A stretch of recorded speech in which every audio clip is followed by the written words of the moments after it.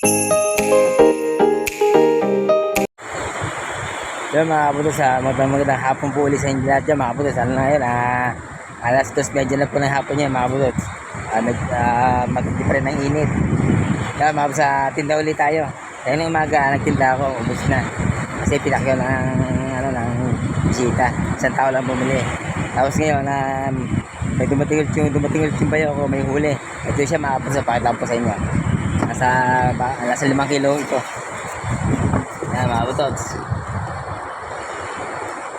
Tulingan ulit, tulingan. Tulingan. Sariwan-sariwa.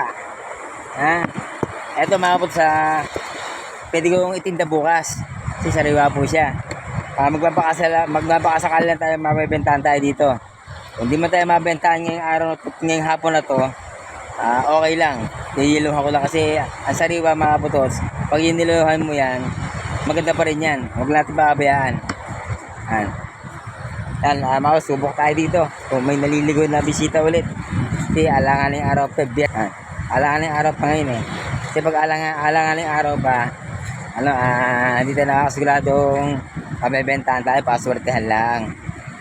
Pero magpapakasakali tayo kasi wala naman ako ginagawa sa bahay eh. Ay dito baka sakali tayo, kikita pa tayo, di ba mga kapotots? Samahan nyo uli ako. Di ba mga kapotots, dito. Sir, isda po sir, boxing isda. Isda. Ayaw nila sila. Ha?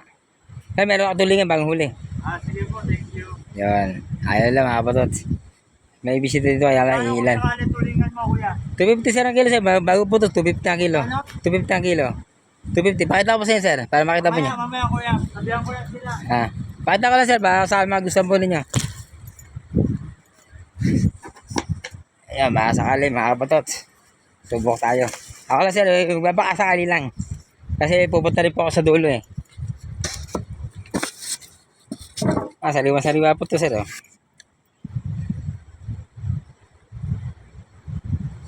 Okay na kuya. Picture lang po.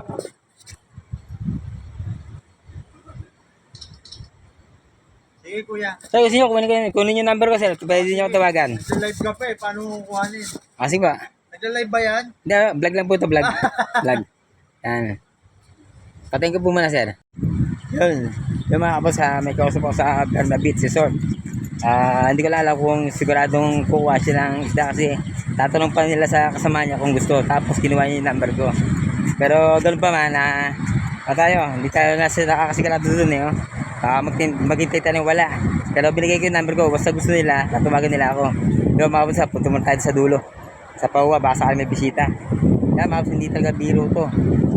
Privacy mo, ito lagi ginagawa ko pag maglalako ako, ito lagi tagang tiyaga ako sa initan mapagtinda lang.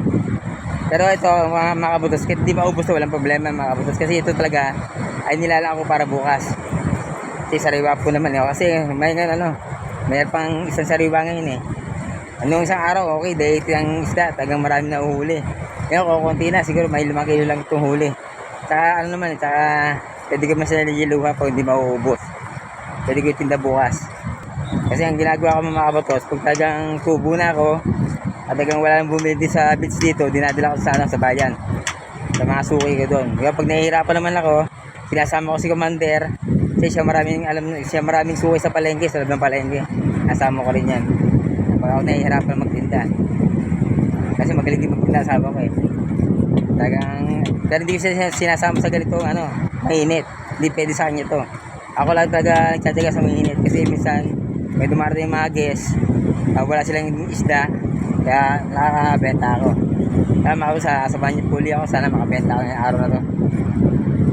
Kaya mga boss, galing na po ako sa dulo kaya talagang wala talagang bisita dyan mga boss, kasi tingnan naman ninyo madumi na yung dagat, tabing dagat, hindi nililinis.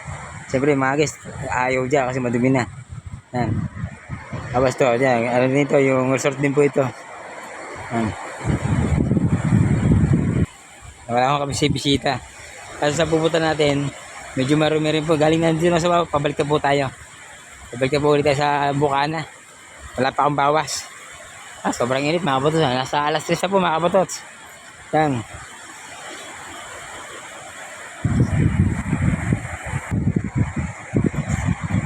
Tama ako, ito po yung mga resort pang iba.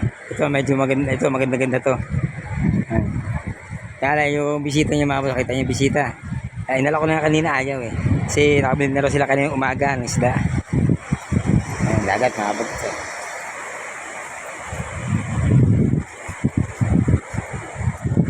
Ayan, makita niyo mga boss, ang dumi.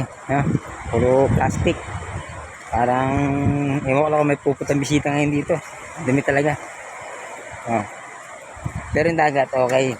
May plastic din pala, may mga plastic. Parang hindi mga bisita ngayon dito. Kaya mga boss, ito po yung ito yung El Cacar. Kaya walang tao. Walang bisita.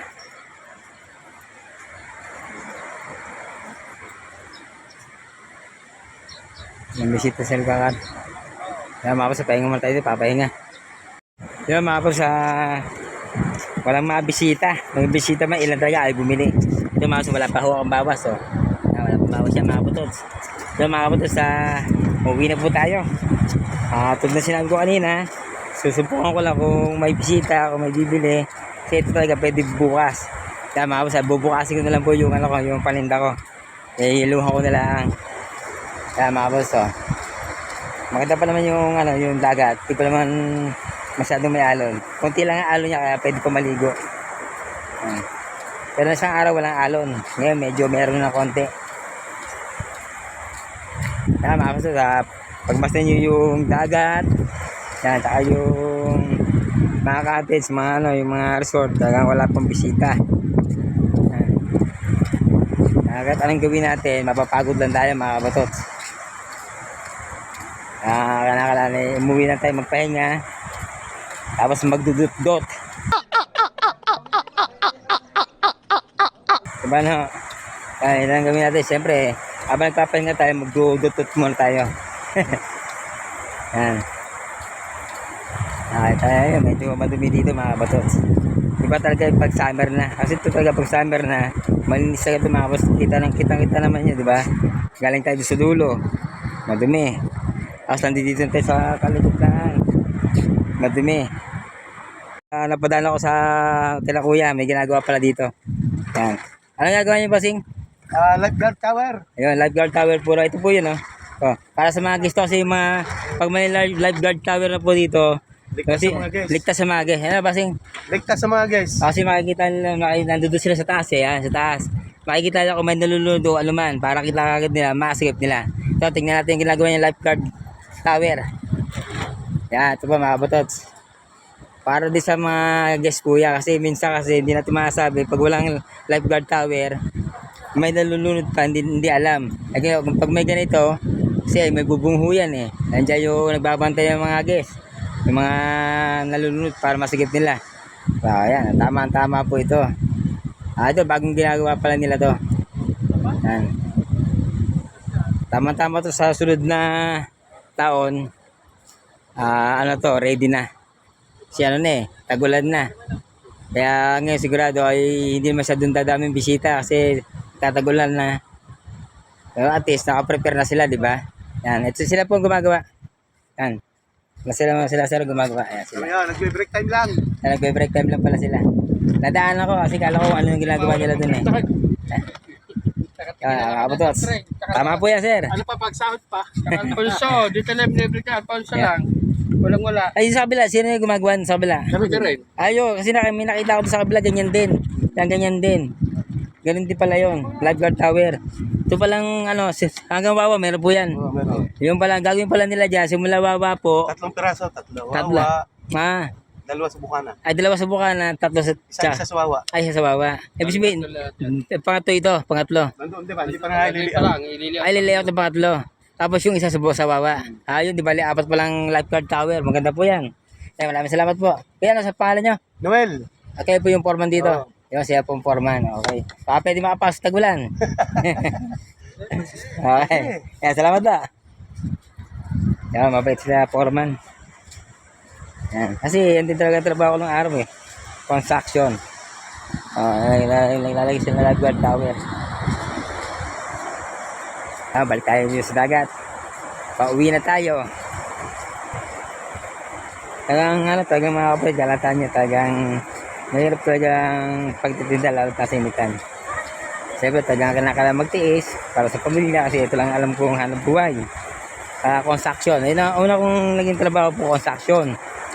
Tapos pumunta ako ng Bukana, natuto ako magtinda. Pero yung tricycle, bago lang po ako dyan. Kasi wala naman po ako alam sa tricycle eh. Kaya bago lang ako nagta-tricycle. Ayan po, ay binigay sa akin ng biyanan ko. Yung lumang tricycle niya, tapos pinaayos ko.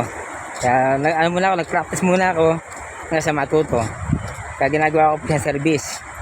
Kapag napapermit ako po siya, pwede na po ako mamasada. Yan. Ako talaga, wala po akong pinag-aralan. Pero kahit paano may abilidad po ako.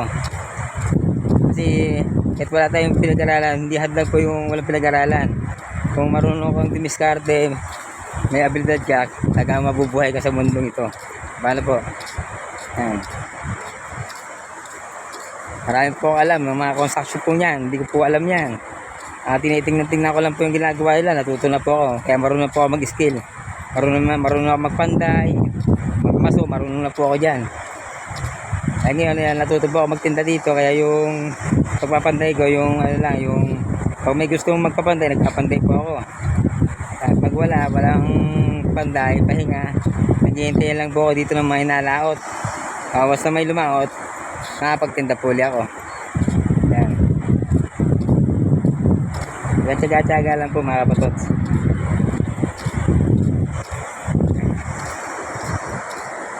Tama mga kapatots, dito lang po. Maraming po salamat. Yahoo!